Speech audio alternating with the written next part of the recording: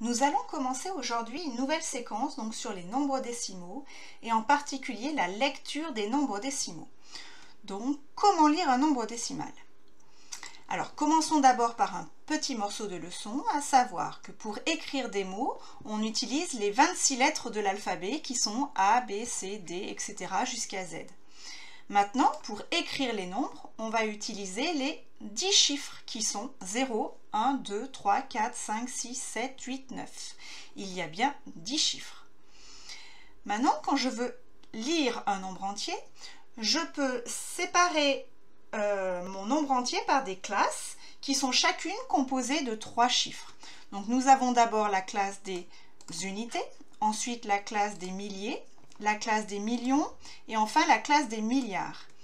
Et dans chaque classe, il y a un chiffre des unités, des dizaines et des centaines. De même, pour la classe des milliers, il a le chiffre des unités, des dizaines, des centaines, etc. Alors, maintenant, on va apprendre à lire les nombres décimaux. Et d'abord, pour définir un nombre décimal, nous allons avoir besoin d'une fraction décimale. Alors, qu'est-ce qu'une fraction décimale?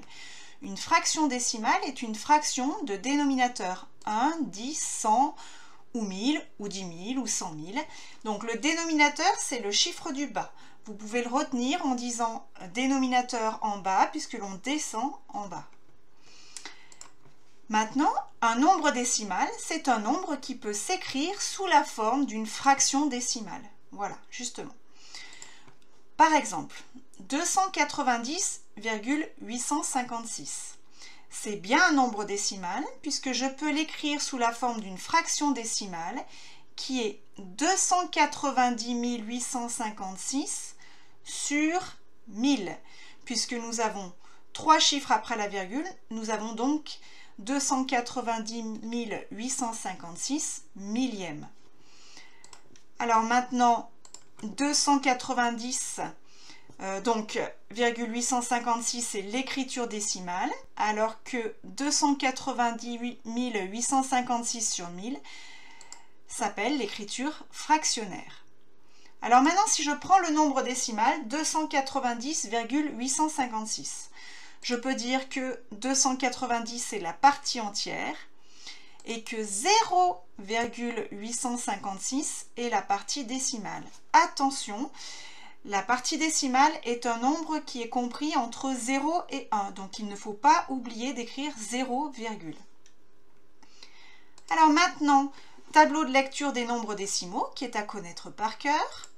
Donc, nous avons vu déjà précédemment que nous avions, avant la virgule, la classe des unités, qui était composée du chiffre des unités, des dizaines, des centaines, etc. Et maintenant, après la virgule, nous avons le chiffre des dixièmes. Attention, il n'y a pas d'unitième, donc il n'y a pas de symétrie par rapport à la virgule. Donc, juste après la virgule, nous avons les dixièmes. Ensuite, nous avons les centièmes, puis les millièmes, les 10 millièmes, les 100 millièmes et ensuite les millionièmes. On pourrait continuer. On pourrait dire les 10 millionièmes, les 100 millionièmes, puis les milliardièmes, etc. Alors maintenant, application. Comment lire un nombre décimal? Par exemple, je considère le nombre 123 456,789. Donc, je cherche le chiffre des dizaines. Donc, je regarde la virgule. Juste avant la virgule, j'ai le chiffre des unités. Donc, le chiffre des dizaines, c'est donc le 5. Maintenant, je veux le nombre de dizaines. Alors, pour trouver le nombre de dizaines, il faut que je lise tous les chiffres qui sont avant le chiffre des dizaines et le chiffre des dizaines compris. Autrement dit, des dizaines, cela m'en fait 12 345. Question suivante, quel est le chiffre des centièmes? Donc, je rappelle, nous avons la virgule, juste après la virgule, nous avons les dixièmes, et ensuite nous avons les centièmes. Donc, le chiffre des centièmes, c'est le 8.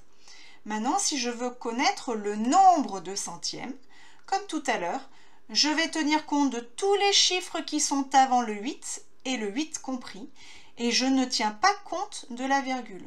Autrement dit, des centièmes, cela m'en donne 12 millions 345 678. Et voilà, c'est terminé pour cette première et courte vidéo.